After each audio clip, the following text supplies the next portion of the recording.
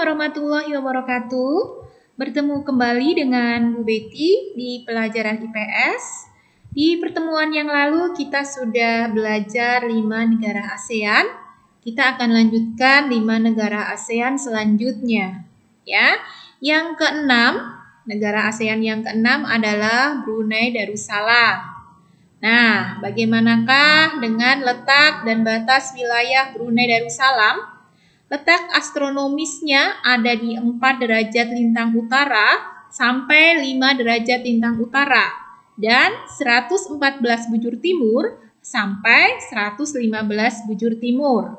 Sedangkan batas wilayahnya, batas wilayah sebelah utara berbatasan dengan Laut Cina Selatan. Sedangkan sebelah timur berbatasan dengan Sabah, termasuk ke dalam wilayah Malaysia, ya, selatan dan barat berbatasan dengan Sarawak, juga termasuk ke dalam negara Malaysia.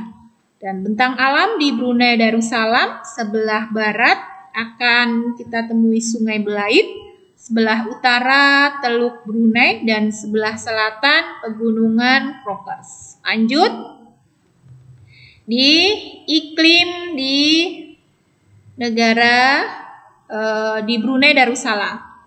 Iklim di Brunei Darussalam ada 3, yaitu iklim panas, iklim tropika, dan iklim musim atau iklim monsun. Sedangkan kondisi penduduk di Brunei Darussalam, mayoritas penduduk suku Melayu, suku lainnya ada Tionghoa, Iban, Dusun. Sedangkan bahasa resminya adalah bahasa Melayu. Hasil perekonomian terbesar yaitu minyak bumi dan gas alam. Hasil pertaniannya ada padi, sagu, ubi, dan kayu. Itulah dengan Brunei Darussalam. Kita lanjutkan yang ketujuh ke Vietnam. Letak dan batas wilayah Vietnam. Secara astronomis, Vietnam terletak antara 8 derajat lintang utara sampai 24 derajat lintang utara dan 102 derajat bujur timur sampai 110 derajat bujur timur. Sedangkan batas wilayahnya, batas wilayah sebelah utara dengan Tiongkok, sebelah timur berbatasan dengan Laut Cina Selatan dan Laut Tonkin, sebelah selatan berbatasan dengan Teluk Thailand dan Laut Cina Selatan, sedangkan sebelah barat berbatasan dengan Kamboja dan Laos. Kemudian bentang alam di Vietnam bagian utara kita akan temui Sungai Song Hong, Sungai Song Chai, dan Sungai Song Dai. Juga terdapat Gunung Phan Xipang. Sedangkan bagian selatan kita akan temui delta Sungai Mekong.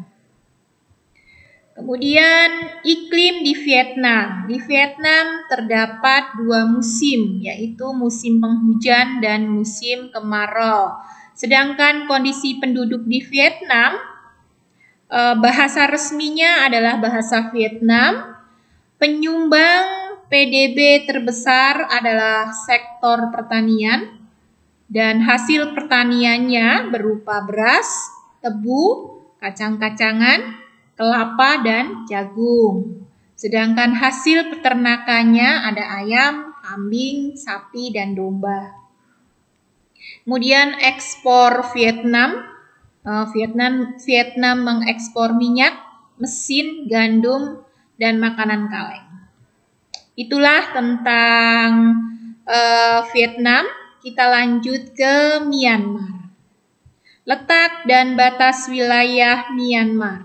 Secara astronomis, Myanmar terletak antara 11 derajat lintang utara sampai 28 derajat lintang utara dan 92 derajat bujur timur sampai 101 derajat bujur timur. Sedangkan batas wilayah Myanmar sebelah utara berbatasan dengan India dan Tiongkok, sebelah timur berbatasan dengan Laut Thailand,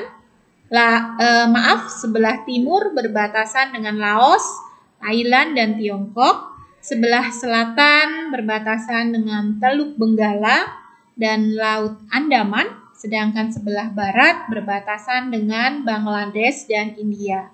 Bagaimanakah bentang alam di Myanmar? Bagian barat kita akan temui pegunungan Leta, bagian barat dan timur juga kita temui lembah Sungai Irrawaddy, lembah Sungai Sitang, dan bagian utara kita akan temui Gunung Hakakobirazi. Kemudian lanjut ke iklim di Myanmar. Myanmar beriklim tropis dengan 3 musim, yaitu musim hujan, musim kemarau yang sejuk, musim kemarau yang panas. Sedangkan kondisi penduduk di Myanmar, kelompok etnis terbesar yaitu Burma, merupakan keturunan Tibet Burma, dan suku ini mewarisi peradaban bangsa Pius. Bagaimanakah aktivitas ekonominya? Aktivitas ekonomi di Myanmar yang terpenting adalah di sektor pertanian.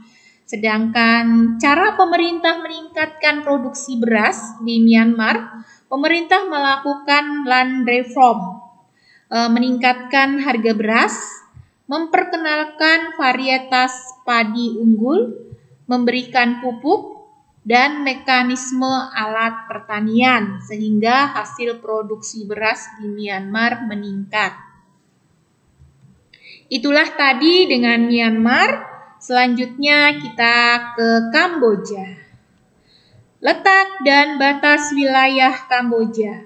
Secara astronomis, Kamboja terletak antara 10 derajat lintang utara sampai 15 derajat lintang utara dan 102 derajat bujur timur sampai 108 derajat bujur timur. Batas wilayahnya sebelah utara berbatasan dengan Laos dan Thailand, sebelah timur berbatasan dengan Vietnam, sebelah selatan juga dengan Vietnam, sebelah barat berbatasan dengan Thailand dan Teluk Siam. Kemudian bentang alam di Kamboja. Pelabuhan terbaik di Asia Tenggara terletak di Kamboja, yaitu Teluk Kompong Som. Ya, merupakan pelabuhan alam terbaik di Asia Tenggara. Kemudian bentang alam selanjutnya yaitu pegunungan. Di sana kita bisa menemui Gunung Gajah, ya, terdapat pegunungan Gajah, pegunungan Dangkrek, pegunungan Kardomen, dan pegunungan Pun Aural. Kemudian dataran tinggi atau dikenal juga dengan istilah plato. Di Kamboja terdapat plato Rotano Kiri dan plato Mondol Kiri. Sedangkan danau, ya, bentang alam yang selanjutnya yaitu danau. Kita di sana akan temui Tonle Sap, Danau Tonle Sap. Dan gunung apinya yang terkenal adalah Gunung Apo. Lanjut, masih di Kamboja, kita akan mempelajari iklim di Kamboja. Di Kamboja beriklim tropis dengan 2 musim, yaitu musim kemarau dan musim penghujan. Sedangkan kondisi penduduk di Kamboja, kelompok etnis utamanya yaitu orang Khmer. Ya, suku lainnya selain Khmer ada Melayu, Cham. Suku primitifnya ada Jarai, Rande, Stieng, Kui, Pir, dan Swatch. Perekonomian di Kamboja bertumpu pada sektor pertanian, utamanya padi. Itulah tadi dengan Kamboja. Kemudian wilayah Laos. Laos terletak secara astronomis terletak antara 14 derajat lintang utara sampai 22 derajat lintang utara dan 100 derajat bujur timur sampai 107 derajat bujur timur. Sedangkan batas wilayah Laos bagian utara berbatasan dengan Tiongkok dan Vietnam, sebelah timur dengan Vietnam, sebelah selatan dengan Kamboja dan Thailand, sedangkan sebelah barat berbatasan dengan Thailand dan Myanmar. Bentang alam di Laos. Di Laos kita akan menemui bentang alam berupa pegunungan, yaitu pegunungan Caldera Anam, dan juga ada dataran tinggi atau kadang disebut dengan istilah plato. Ada plato Boloven dan lembah sungai. Di sana terdapat lembah sungai Mekong. Gunung yang terkenal adalah Gunung Pau Bia dan sungainya Sungai Mekong. Kemudian iklim di Laos. Bagaimanakah iklim di Laos? Laos memiliki 3 iklim, yaitu Laos memiliki iklim tropis dengan 3 musim, yaitu musim hujan yang panas, musim kemarau yang sejuk, dan musim pancaroba. Sedangkan kondisi penduduk di Laos, bahasa resminya adalah Lao. Kemudian kegiatan ekonomi utamanya berupa pertanian dan hasil pertaniannya yaitu ada padi, jagung, tembakau, kopi, dan kapas.